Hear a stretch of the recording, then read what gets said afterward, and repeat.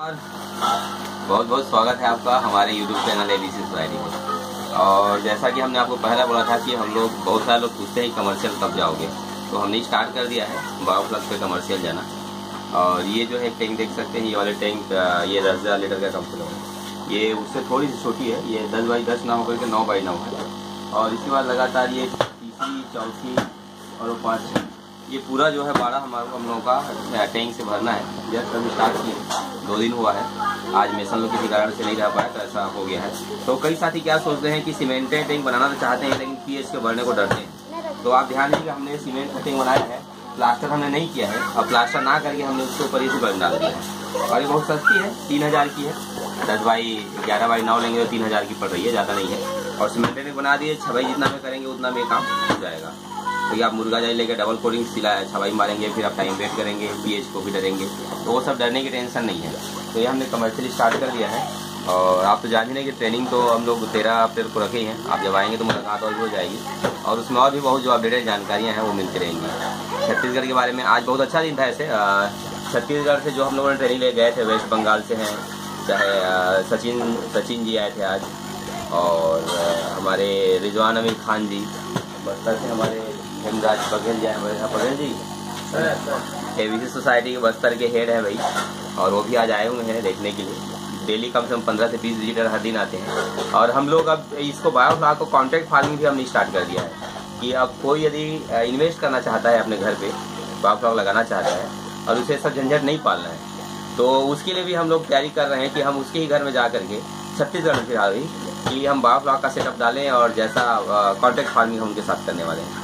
तो बहुत सारे सवाल होते हैं और हमारे और जो सेटअप थे पहले के, क्योंकि एक ही टैंक पर रहकर हमने वीडियो बनाई है तो कई बार बोलते हैं कि क्या एक ही टैंक है क्या, ऐसा नहीं है। वहाँ लाइट अच्छा रहता है, कंफर्टेबल रहता है, इसलिए वहीं से बनाते हैं। तो चलिए आज थोड़ा एक बार आपको आज मेरा फार्म हाउस घुमा देता हूँ। कई लोग बोलते हैं कि सीमेंट टैंक नहीं बनाना चाहिए, सिलपॉलिन का टैंक बनाना चाहिए। उसका हमने भी फॉलो किया। अंदर देख रहे होंगे हमने सिलपॉलिन टैंक बनाई है, लेकिन बाहर देख रहे होंगे कि हम लोग रेती गीटी और आपका ये ईंट दिख ही रहा होगा। एक्चुअली में इंडोनेशिया में आप गूगल में जाके सर्च कीजिएगा कि सीमेंट का रेट क्या है, आपको यकीन नहीं होगा। वहाँ 3,500 रुपये एक बोरी सीमेंट के हैं। तो सोचिए उतने अधिक रेट में हमारे यहाँ जब 250 रुपये है और 3,500 रुपये में एक सीमेंट की बैग, यानी बहुत महंगी है। गरीब देश है वहाँ, छोटा देश है। जबकि वो लोग पीएच बढ़ाने के लिए कैल्शियम डालते हैं, क्योंकि सीएम बाकायदा कैल्शियम से बना होता है। तो ये लोगों को नहीं पता है। नेक्स्ट सेटअप कहाँ पे होने लगता है थोड़ा सा। तो ये हम लोग का अंदर जो टैंक देख रहे हैं वो लगा ही लगा है। अंदर भी 8 टैंक कल स्टार्ट होगा बनना। और ये बाहर जो है दरवाजे के बीच बीच में ये 3-3 टैंक आ जाएंगे। तो पूरी जगह का हम लोग यूज करने का सोच रहे हैं कि जितना ज़्यादा यूज हो सके।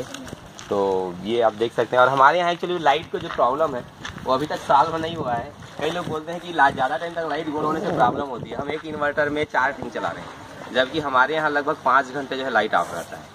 और उसमें इन्वर्टर मुश्किल से 3 घंटे सर्वाइव करता है, बाकी 2 घंटे ऑफ रहता है। तो इसके हिसाब से मैं कहना चाहूँगा कि आप जब लगा रहे हैं तो 2 घंटे के लिए आप निश्चिंत रहिएगा। हाँ, ध्यान दीजिएगा कि आप 10,000 लीटर में कितने क्वांटिटी डाल रहे हैं। बायोमास कम रखिए, 1 किलो साइज होने तक का बेचिएगा। बायोमास अधिक रखेंगे और छोटे से भी बेचना चाहेंगे तो थोड़ा सा तकलीफ हो सकता है। तो इस बात आप ध्यान दीजिएगा। और ये हम लोगों ने मटेरियल तो आप इधर भी सेटअप के बारे में। अच्छा, सेटअप के लिए ये पहली एक का सेट है, ये दूसरी है और ये तीसरी है। तीनों की तीनों हम लोग सेट लगाने वाले हैं। तो आप लोग आइए, जितना जल्दी आएंगे आपके साथ मिलना बहुत अच्छा लगेगा। TDS सवाल बहुत आते हैं।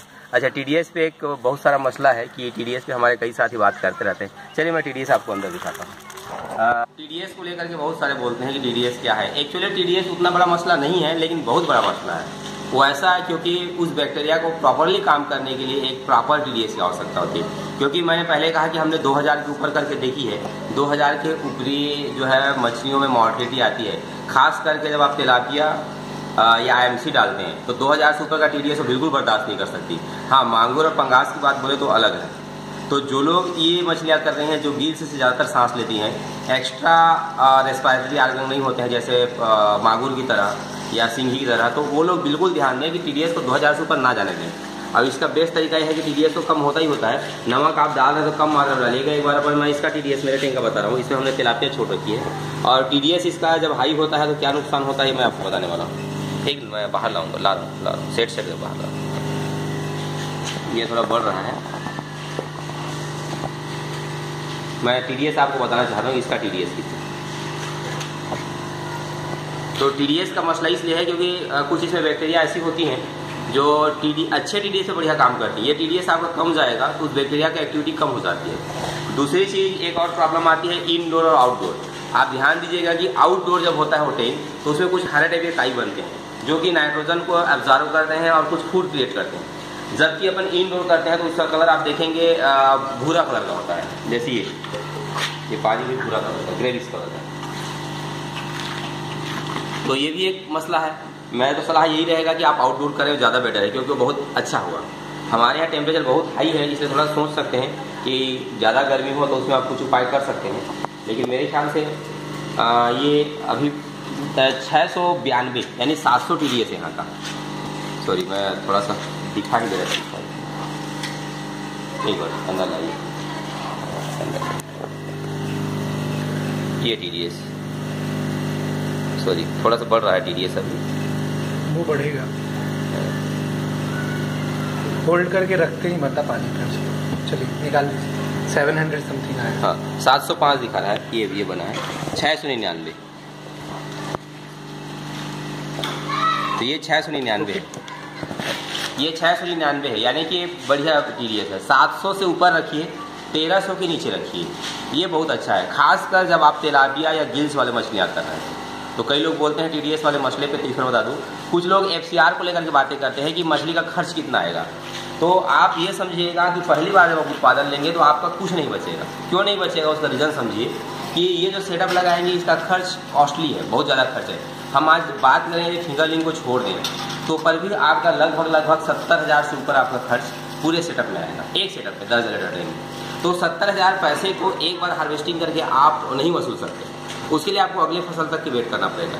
लेकिन एक ब्रेक इवन पॉइंट होता है, यानी कि धंधे का एक ऐसा टाइम जहां आपका फायदा और लागत दोनों जो है बराबर हो जाता है, तब उसे ब्रेक इवन पॉइंट कहते हैं। तो उसे हासिल करने के लिए इसमें एक हार्वेस्टिंग काफ़ी है।